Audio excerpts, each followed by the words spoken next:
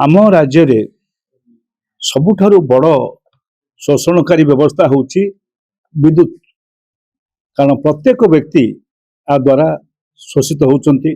से साधारण लोक हो, गरीब लोक हो, बड़ लोक भी हो, राज्यर समस्ते किछि किछि परिमाण रे बहुत परिमाण रे शोषित होउचंती टाटा कंपनी द्वारा। जो कंपनी वितरण करुची इलेक्ट्रिसिटी राज्य रे जेते उत्पादनकारी व्यवस्था अच्छी समस्ते लाभ करुचंती।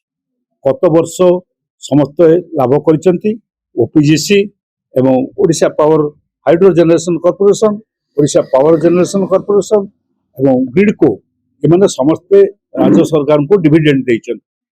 ता सत्वे से माने ए वर्ष वर्तमान जो सुनानी चली दाबी करिसंती जे तांको पैसा बढ़ेबा पई तांको पैसा बढ़ेबा पई कि दाबी करबा बेलकू टाटा मध्य दाबी करुछि जे पैसा बढ़ेबा पई। आमे उपभोक्ता मान तरफ बारंबार कही आसीचु जे कौन प्रकार दर वृद्धि करा जीव नहीं आगुरी करि आसुतलु एवं दर वृद्धि गत 4 वर्ष होला बंद थिला। ए वर्ष हमर दाबी होउछि उपभोक्ता माने जो माने तांकर प्रतिनिधित्व उपभोक्ता महासंघ करुछि, राज्य उपभोक्ता महासंघ करुछि। हमर दाबी होउछि पैसा कमेइबो। तार कारण होउछि टाटा भी लाभ करुछि।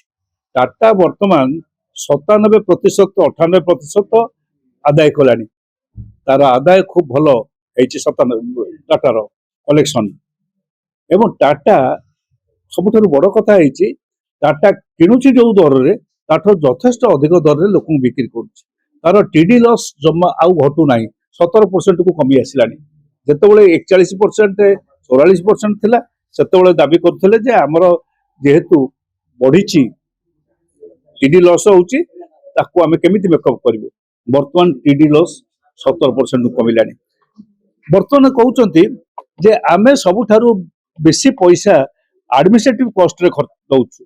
मु प्रश्न करिछि सच्ची एडमिनिस्ट्रेटिव कॉस्ट रे तमे दउचो पैसा दउचो हम उपभोक्ता महासंघ तरफ कहा को दउचो सीओ मानकू जो माने ऊपर रहिचंती बड़ बड़ चाकरिया सेई जो 4-5% लोकन को तमे 70% टंका दे दउचो। तबा साधारण लोक मीटर रीडर टे से 2000 3000 3500 टका पाए। अग्या मीटर रीडर मध्य 15000 काम करतले तांको हटेबा पे लागिकरी बसै देलनी। स्मार्ट मीटर बसै पे लागिछ। स्मार्ट मीटर बसिबारे हमर आपत्ति नथिला। ये सब आलोचना करिबा पई आसंता 22 तारिख आंदोलन तरीका सृष्टि करिबा पई आसंता 22 तारिख गुरुवार दिन आमे बुध मंदिर ठारे भुवनेश्वर बुध मंदिर ठारे आमे समस्त उपभोक्ता मानक प्रतिनिधि मानक डाकिछु। सब राजनैतिक दल मानक जो माने लोकों स्वार्थ पे लड़ाई करती डाकिछु। से सब एकाठी होती एवं से दिन निष्पत्ति हम से 22 तारिख दिन गुरुवार 22 तारिख दिन यही जनवरी मासर 10:30 बेले होउथिबा उपभोक्ता महासंघ स्वार्थ रक्षाकारी आलोचन रे भाग नवा पई मु समस्त को आह्वान करुछि। सारा ओडिशा रे जो माने चिंताशील एवं जो माने ए विषय रे चिंता करती विषय निष्पत्ति माने सामना को आसंती समस्ते ये सभा रे जोग देबे बोली आशा करुछि। एवं सबु राजनैतिक दल नेता मानक मध्य अनुरोध करा जायछि से माने मध्य जोग देबे।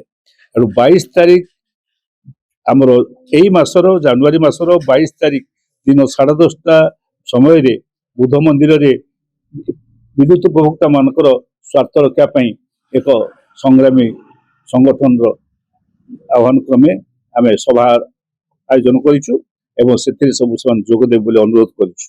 मु आशा करी मोर मीडिया बंधु माने जो माने इलेक्ट्रॉनिक मीडिया रे काम करंतु बा प्रिंट मीडिया रे काम करंतु समस्ते ये कथाटी को लोकों पाखरे पहुंचेबे। कारण तांकर मत स्वार्थ एथिरे जड़ित। कारण से माने मत क्षतिग्रस्त होउचंती इलेक्ट्रॉनिक मीडिया एवं तांको घरे जो माने तांकर कर्मचारी अछंती बा जो साथी अछंती से माने तांको घरे मध्य एथिरे क्षतिग्रस्त होउचंती एवं संस्था मत क्षतिग्रस्त होउची।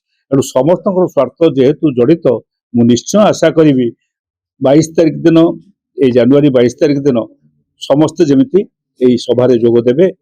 बुध मंदिर रे जो उपभोक्ता मानकर जो सभा हबो सेथिरे जोग देबे एवं एई आशा करी बापा मान समस्त को डाकिछि।